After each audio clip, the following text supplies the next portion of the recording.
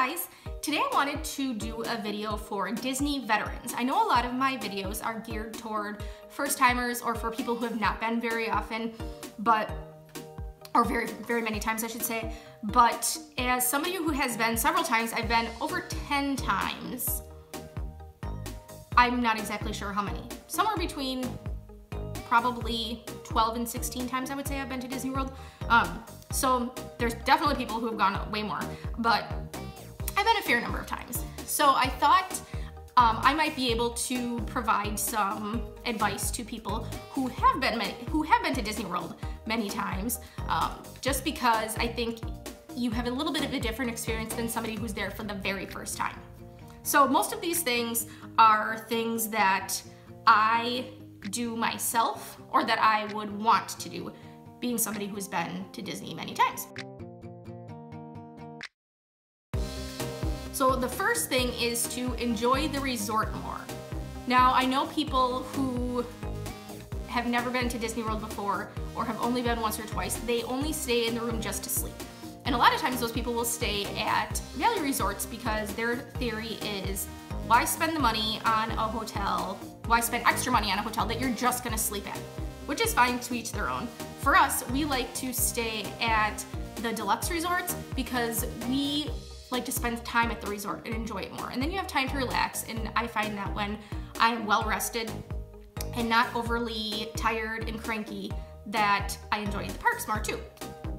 And especially, I mean, Disney has fantastic resorts, but their deluxe resorts cannot be beat. They are so amazing and they're beautiful and they're just fantastic. I absolutely love them. I would be happy staying in a hotel at Disney for a week, not even going to the parks. I mean, since the parks are there, I'd be like, oh really, I really like that. But I would really like to go there, but that's just, the hotels are so amazing. So we always plan time to swim and relax in the afternoon and then go to a different park in the evening. Now, if you have the time and you're staying a little bit longer, what we always did when I was younger was take an entire day not visiting the parks.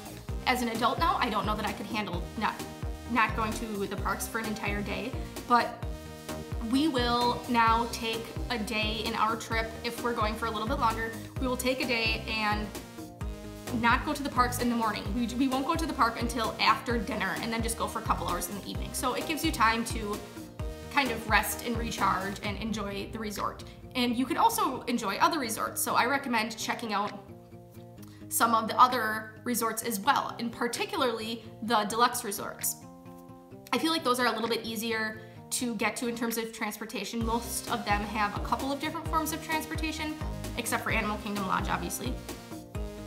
They only have, I say obviously because they only have the bus for transportation. But you know, the Grand Floridian, you can either take a boat or the monorail from the Magic Kingdom, and then they have, as a veteran, I'm sure you know. But yeah, I really recommend spending more time at the resorts and checking them out. My next tip is don't try to do everything. If you have been before and you plan on going back, don't try to cram everything in and then just run yourself ragged. And that's really hard to do because there's so many wonderful things to do there that you want to see and do it all. But we definitely don't do everything on every trip. You know, we'll say, okay, we're not gonna do that this time. We do have our must-dos that we do every single trip. I mean, Splash Mountain, Thunder Mountain, Haunted Mansion, Space Mountain, those we do every single time. We do not do the Country Bear Jamboree every time. We don't do Voyage of the Little Mermaid every time. We don't do Jungle Cruise every time. So those things we prioritize. And when we kind of rotate through those things, we make time for the resting and relaxing because we're not doing nearly as many rides every trip. That being said, we also try to do a new ride or show every single trip. Now, Disney is always coming out with new things, so they might not have a new ride every single time, but there are, you know, they have wonderful shows, and I don't just mean, they have stage shows, so you know, you can think of the Beauty and the Beast live on stage, which is amazing. They have Finding Nemo, and they have the Lion King show in Animal Kingdom, but then they also have the nighttime shows. And those are rotating. They have the Star Wars show at Hollywood Studios. That's not always there. You know, they just came out with Rivers of Light at Animal Kingdom. So those are all rotating as well. So we try to add a new one every time. And this kind of goes with what I said before. We don't do everything every time. So I'm not going to do all of these new shows every time because you're running yourself ragged. We know we're going back. So we have the opportunity to do less at one time and have a quality experience over quantity and just trying to get everything in. In terms of shows, I also really recommend the performances in Epcot. We started, a couple of years ago, we started incorporating those as well. So this time I'll say, okay, I really want to see the drummers in Japan and I want to see the Chinese acrobats. So we'll check the times guide and we'll say, okay, we want to do those this time. And then I'll say I want to see the Voices of Liberty in the United States.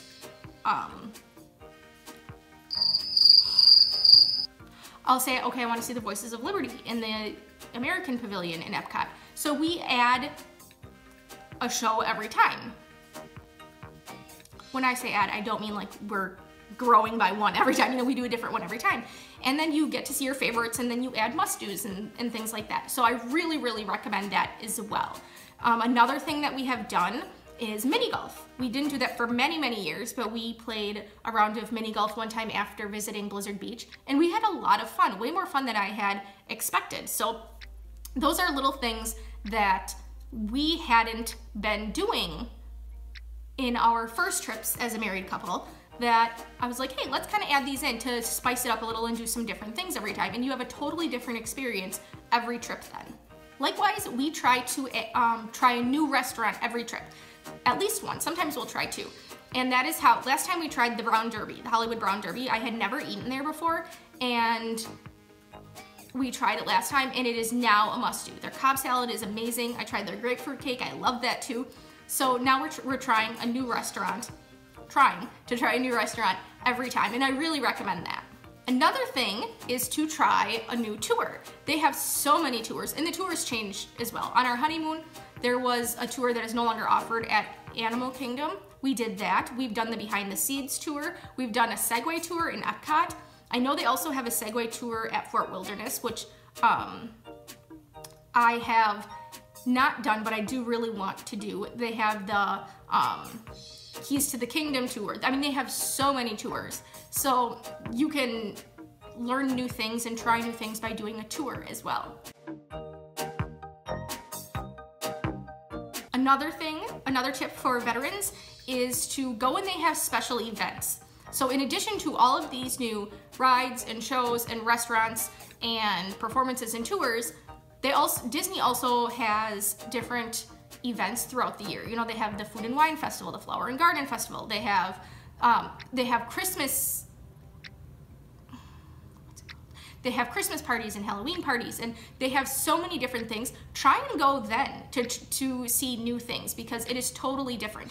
If you go to Disney if you go to Epcot specifically during the Flower and Garden Festival, it's going to be so different from the Food and Wine Festival, both of which I have attended and are both very, very cool.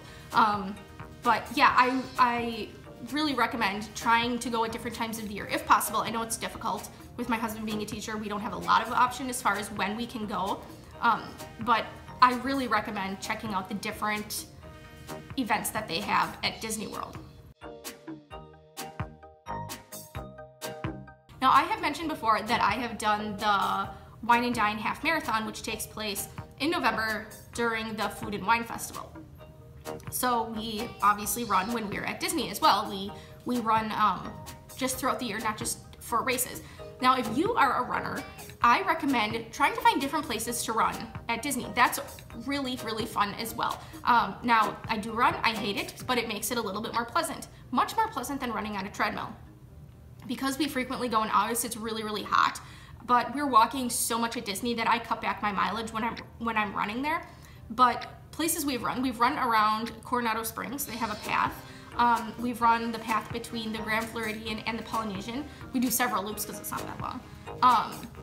We've done the run around the boardwalk when we stayed at the Boardwalk Inn. We've run the path between the Wilderness Lodge and Fort Wilderness Campground, and then we've run around the campground. That one I think might be my favorite because we saw deer and armadillos and all kinds of fun stuff. But yeah, there are great options, and then you can just Google it, look for, you know, running paths at Disney, and there are so many different running routes, and you can see, because you do not want to run on the road there because they're very busy roads and they don't really have much of a shoulder. But I really recommend that if you're a runner, look for different places to run at Disney, and it really has, that's a whole different experience in and of itself. And lastly, this is not something I've done. I wanted to do it for a couple of times, so hopefully this time I'll get to it. But I want to do a Hidden Mickey scavenger hunt. I want to get, you can go to like Barnes & Noble, Amazon, they have them at Disney World at different stores, but they have a book of Hidden Mickeys. And bring that with us and then look for them to see if we can find them in the different parks, because it's just so cool how the Imagineers have hidden the Mickey heads all over the parks, and most of them you would never know unless you're looking for them specifically. I think that's so fun. And you have a little bit of time, you know, to take the time out to do that sort of thing.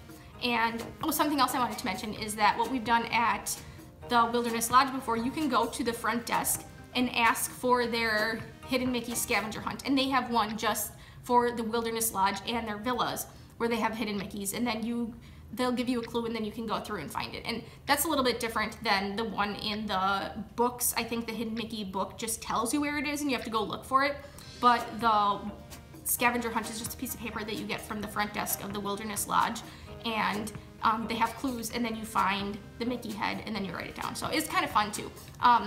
At first I thought it would be for kids, but it is not. It is hard, and I have seen, I think, 2 other couples doing it, and neither one of them had children with them. So don't feel like it's just for kids. I don't think anything at Disney World is just for kids anyway, but I hope you guys found this helpful or interesting, and yeah, hopefully some of you Disney vets can find something new to do on your next trip. Thanks for watching, guys. Bye.